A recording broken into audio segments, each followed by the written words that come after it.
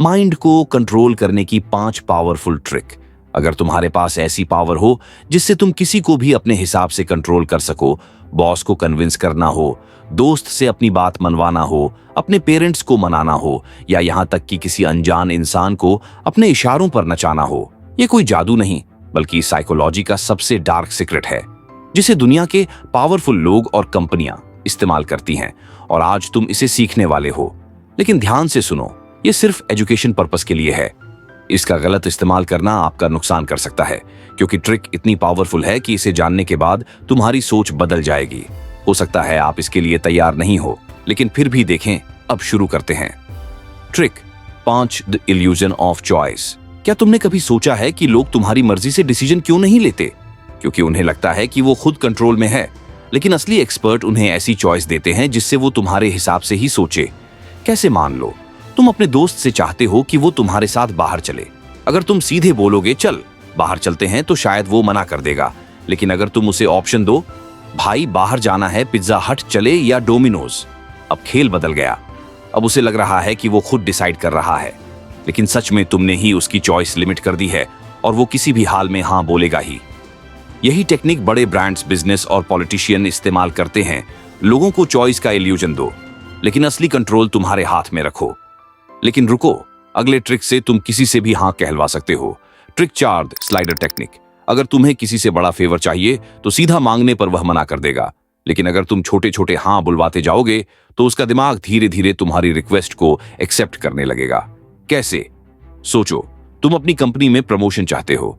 अगर तुम सीधे जाकर बॉस से कहो सर मुझे प्रमोशन चाहिए, तो बॉस का जवाब होगा अभी नहीं, अगले साल देखते हैं। लेकिन अगर तुम इसे इस तरह से अप्रोच करो, जैसे पहले छोटा फेवर मांगो, सर क्या मुझे इस नए क्लाइंट मीटिंग का हिस्सा बनाया जा सकता है? मैं थोड़ा एक्सपीरियंस लेना चाहता हूं। अब थोड़ा और बड़ा स्टेप, सर क्या मैं इस प्रोजेक्ट के कुछ एक्स्ट्रा रिस्पॉन्सिबिलिटीज ले सकता हूं?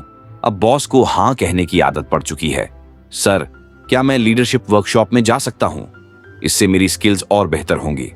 अब आखिरी स्टेप, सर मैंने इस साल एक्स्ट्रा जिम्मेदारियां उठाई हैं, क्लाइंट्स भी खुश हैं, क्या अब मेरी प्रमोशन अप्लाई करने की संभावना बन सकती है? अब क्या होगा बॉस, पहले ही 3 से 4 बार हाँ बोल चुका है, तो अब तुम्हारी प्रमोशन की रिक्वेस्ट पर नहीं कहना मुश्किल हो जाएगा। उसे भी महसूस होगा कि तुमने धीरे धीरे अपनी वैल्यू दिखा दी है और प्रमोशन के लायक बन चुके हो।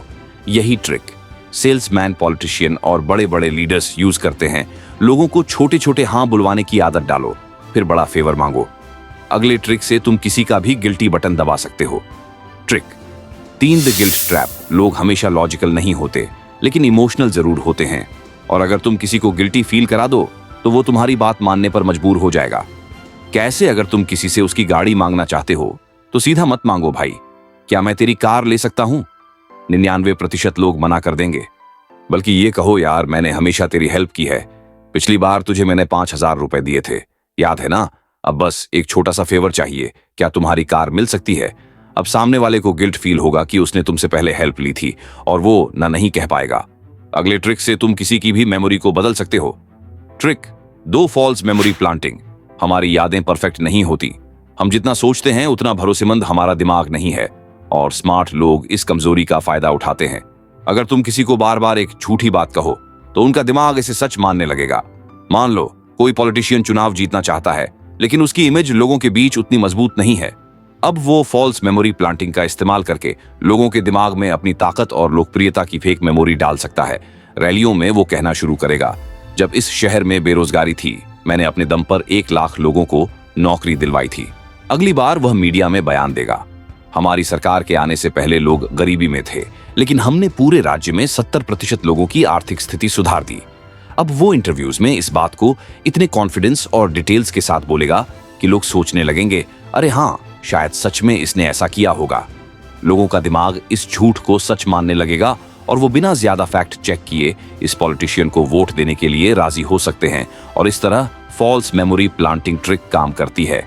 अब ट्रिक 1 के लिए रेडी हो जाओ। Trick number 1, D power of silence. जितना कम बोलोगे उतना ज्यादा कंट्रोल में रहोगे। ब्रेन साइकोलॉजी क्यों कहती है कि खामोशी में ताकत है?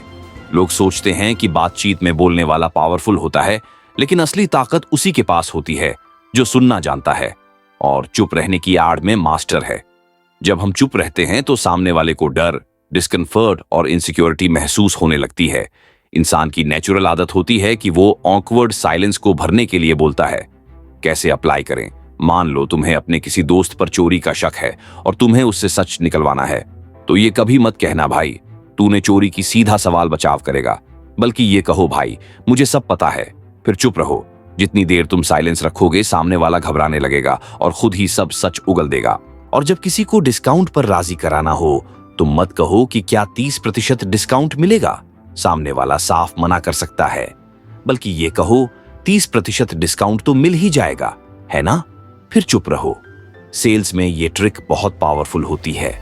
जैसे ही तुम चुप रहोगे सामने वाला खुद ही डील क्लोज करने के लिए हाँ बोल देगा। जब किसी डिबेट में जीत ना हो, अगर तुम्हारा कोई दोस्त या दुश्मन बहस में कुछ भी तर्क दे रहा हो तो बजाय बहस करने के बस चुपचाप उसकी आंखों में देखो और मुस्कुराओ।